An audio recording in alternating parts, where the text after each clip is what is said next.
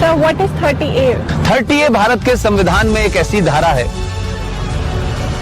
ये धारा ये कहती है कि हिंदू अपने धर्म की शिक्षा नहीं दे सकता, अपने कॉलेज में नहीं दे सकता, प्राइवेट कॉलेज में नहीं दे सकता, इसके लिए कॉलेज नहीं बना सकता, और जो सरकार के जो कॉलेजेस हैं उसमें नहीं दी जा सकती।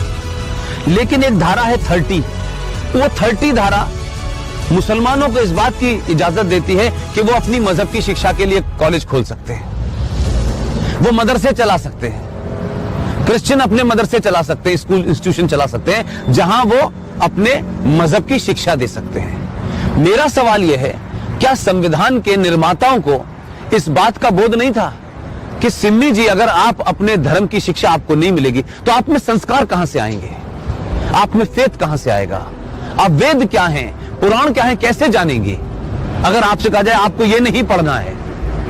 और भारत में एक ऐसी सिविलाइजेशन जिसके 5000 साल का जो रिटन डॉक्यूमेंटेशन है, उसमें भारत का कोई भी आप दौर देख लें, कभी भारत की सनातन संस्कृति के मानने वालों ने दुनिया के किसी देश पे हमला नहीं किया। यह शब्द बलात्कार हमारी संस्कृति का हिस्सा नहीं था।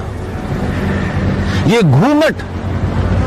घूंघट इसलिए नहीं था कि हमारे यहां था, हमको गलत नैरेटिव दिया क्या।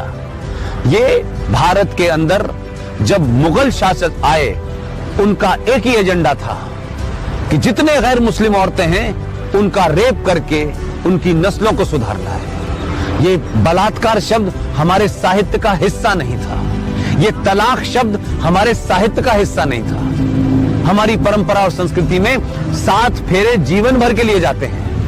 इस्लाम में शादी is a contract between 2 people, it's a business. आपने शादी मुझसे की और शादी करने के कुछ दिन के बाद आपको लगा कि मैं रहना नहीं चाहती, तो बिजनेस कॉन्ट्रैक्ट है, आपने कॉन्ट्रैक्ट कैंसिल कर दिया। तो आर्टिकल 30A भारत के संविधान से हटना चाहिए।